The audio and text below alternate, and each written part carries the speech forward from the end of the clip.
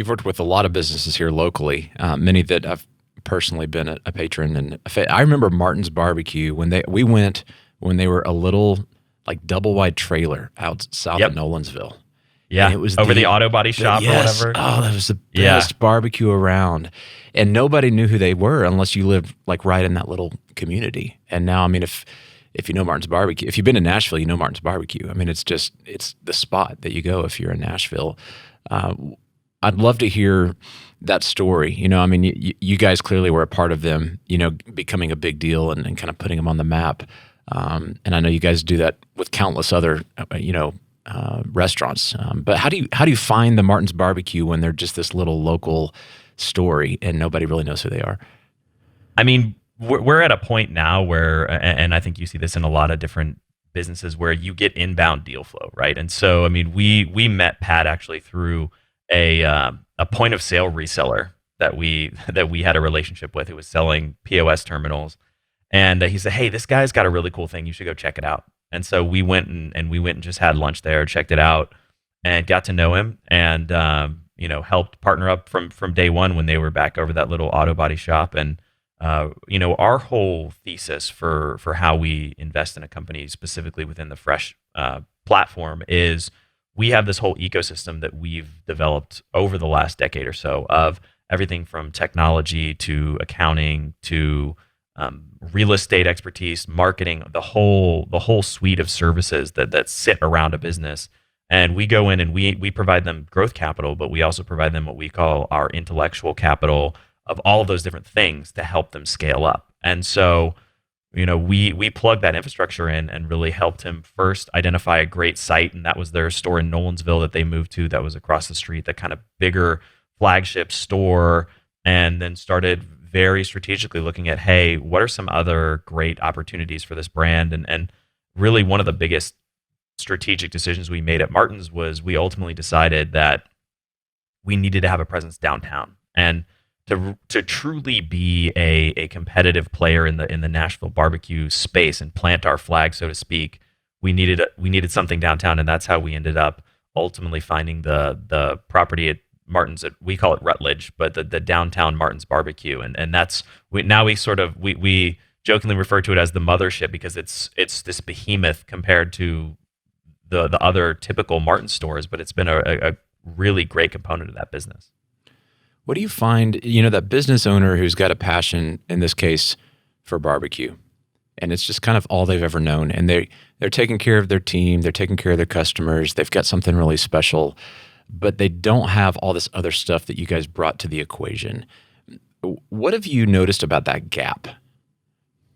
It's extremely common, and both specifically, it's almost worse in the restaurant industry in some ways, because if you think about a restaurant, we look at them, restaurant operators or restaurateurs, in many cases almost like you would look at a musical artist, somebody who's super creative. Their art form is just food instead of music or painting or whatever. And that creative personality typically isn't as good at the accounting and the technology and all of the back office type of functions.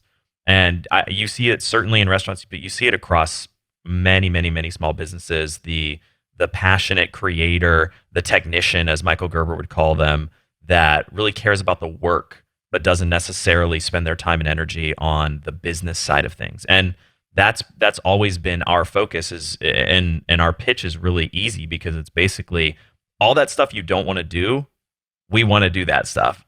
And we want you to focus on the food and the customers and the brand and the experience. And we want to focus on the accounting and all of the things that are causing you a bunch of headaches. I have to imagine that even if they're not having to do all those things, when you guys come into the picture, there's still a mind shift that they have to go through in terms of how they think about their business. No doubt. What are you coaching them on? How are you getting them to think differently about these things that allow for scale and it being more than just this little homegrown startup thing? I mean, there's no light switch, right? It's an ongoing, years and years long process in many cases of really just starts with just conversations and principles and ideas that we really care about and share, and through the boardroom, through meetings, that kind of thing, you start to build that infrastructure. And the funny thing is, my podcast really came out of a lot of those conversations. And at one point, I started putting down less about really hardcore business principles and more what I would consider life principles or success principles, things that are generally really valuable and helpful, like how to communicate with people, how to make better decisions, how to deal with negative emotions and fear and deal with setbacks and all of these things. I created this PowerPoint that I used to sit down with business partners, and I would say, hey, let's spend an hour or two and just go through these ideas, because I think they're really important, and I want to make sure you and I are aligned about how do we deal with a tough situation, and how do we deal with a communication breakdown, and how do we deal with these things. And that presentation, I shared it originally with some internal partners and friends and so forth, and then eventually got this idea to start sharing it with other people that I was just friends with, acquaintances, interesting entrepreneurs, and people that I would have lunch with and so forth. And shared it with a friend who had the website and ended up convincing me, he's like, you should turn this into a podcast. And 6 years later, that's how the seed of the podcast got started. And it's, all the principles and ideas that have flowed into that show really came out of that question of how do we teach these fundamentals and these things that you don't learn in school. Even if you did go to business school, they don't teach hardly any of this stuff. They teach you accounting, and they teach you how to manage a process flow and optimize a supply chain and all that stuff, but they don't teach you how do you fire somebody, or how do you make a tough decision when you don't have all the information, or how do you deal with your own emotions? How do you work through really difficult situations? And so all of those things really came out of answering that question, which we certainly haven't answered it perfectly, but we've been working on how do we answer it.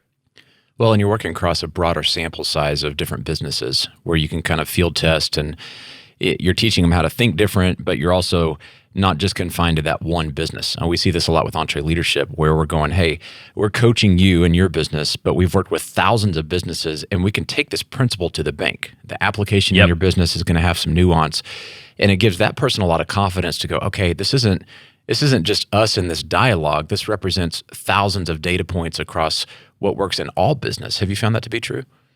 Definitely, and certainly not on the scale in terms of just the raw number of companies that you guys have interacted with. But yeah, I mean, across our portfolio, we both cross-apply and share lessons, both really tactical things, but also those big principles, right? And it's, hey, there's a reason that Taziki's has done as well as it's done, or Martin's has done as well as it's done.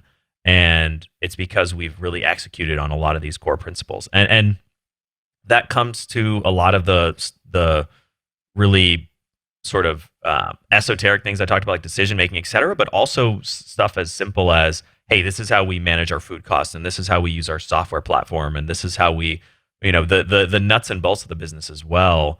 All of those things fit in, and having those little laboratories of, hey, this worked really well in this situation, and for this company, and for this company, and this company, why don't you think about using this approach as well?